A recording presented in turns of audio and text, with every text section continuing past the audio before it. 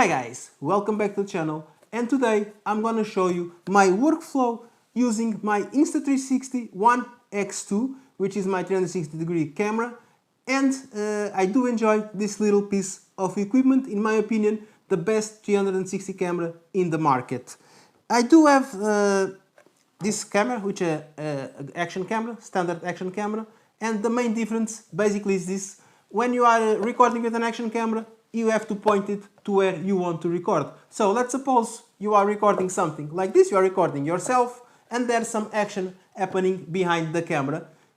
You are not able to capture that moment unless you turn it around, and then you keep talking, but you are not recording yourself, and then you have to turn it around, and if something happens on that side, then you have to turn the camera around, then to this side, and this is the hazard or the problem with an action camera.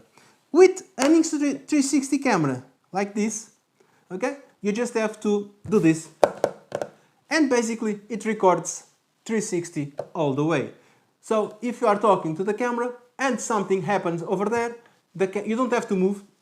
In post, okay, when you go reframe the movie, you can choose to show that image. If something happens on the sides, in post, you can turn the camera around, which I will show you on the right in a while, and choose that image also. So basically that's why the 360 camera it's very useful. Something I forgot to mention: I have a review of this Insta360. I'm gonna leave the link up here so you can check. And also I did another video where I show you some solutions to mount this camera on your motorcycle, to find some of the angles that I'm now using on my recent videos. You can check my MV Augusta, and when this one will launch, the Vogue 500 DS is out, and the new MacBoard Fun 125, where I'm using images from this camera, and I do like it. Okay.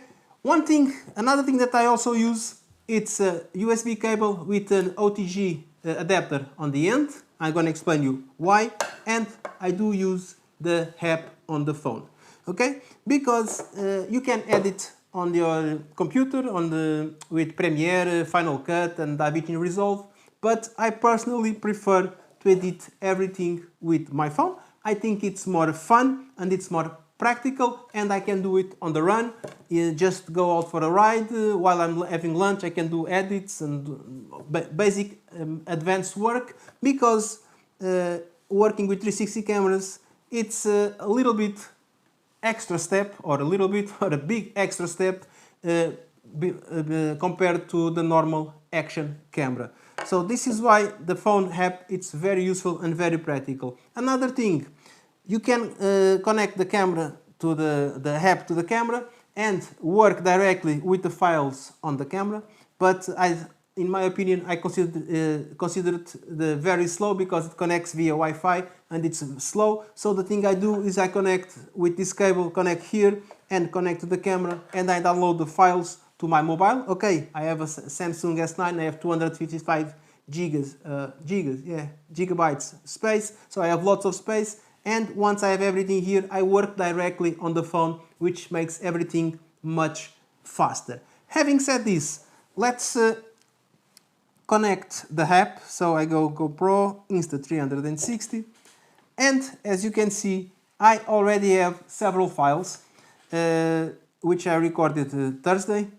So I have these three bottom ones. The first one, it was a mistake, it's an image, but you have one with 34 seconds, which I'm gonna open. Okay, just tap on it. Then I'm gonna click these three dots here on the top, and I'm gonna do clear or reset edits, which basically means I'm gonna remove all the edits I did on this file. As you saw before, it was 34 seconds. Now it's back to the original size, which is 1 minute and 27 seconds. Okay. So what's the first step I always do when I'm with the phone? It's open the file I want, I stop, I go find the place I want. Okay, I do a little bit reframing, like by touching the screen. Then, okay, here I'm getting on top of the motorcycle. Okay, now here I'm on movement. Okay, this I want to start trimming here, so I press this button on the left. It says trim, and I press the scissors, and now I do choose usually around 8 to 10 seconds of footage. Just let me see here. Okay, 8 to 10 seconds is good. It's fine. It's more than fine. Okay. Then I continue to browse around the file. Okay, I'm gonna choose another piece here. Let's put another 9 seconds. And finally, I'm gonna choose here when I'm doing the roundabout. And because I want this piece so I can show you something. Okay, and now I exit the roundabout. Okay, and I don't want anything else. So now I do press this symbol on the upper right, which is the check mark, and okay.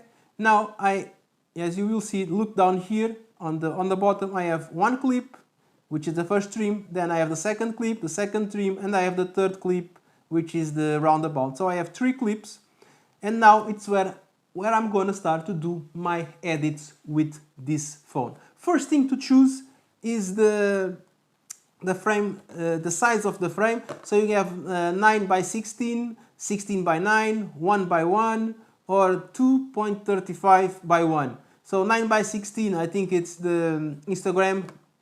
This is the one I use, 16 by 9, which is basically for video. First thing's done, and then we have this plus button here on the bottom, where when you click it, we have several options, which are frame, viewfinder, deep track, update frame, and rotate. What we are going to use, it's going to be frame, viewfinder, and deep track. I'm going to explain all these 3 options to you. So let's start with the first one, frame. So we have, let me just frame this so you can see better. We have ultra wide, then we have wide, then we have linear, which as you can see it's a little bit more closer, and we have narrow. Okay, so we have these options. We're going to start with ultra wide. So I am ultra wide. I'm going to choose a position, something like this, and I'm going to hit this button that says update keyframe. Okay, and look, when I press play, the frame will be centered on that position, and this is one position or one way to do things. Okay, another way, it's move a little bit forward, and again press the plus. You can use deep track. Deep track, you select deep track. Oops, so I pressed the screen on the wrong place because it's tracking nothing. So I go back. I'm going to do deep track. I'm going to select my backpack, and now I'm going to do start tracking. And as you will see, the software will automatically track my pack or my backpack during this clip, and when it reaches the end, okay, stop tracking. So I'm going to go back, and if I do play, my backpack is in the center of the image because the software did that for me. The final way I want to show you, which is the more fun one, basically is press the plus again, and it's the viewfinder option. You press the viewfinder, and then look at this. For the viewfinder, you're gonna need a chair like this, a swivel chair, okay, where you can turn around, and let me find some space. Because look what happened when I'm moving. Whoop, I need space. I can see the different 360 view of the camera. Okay, and we have this button.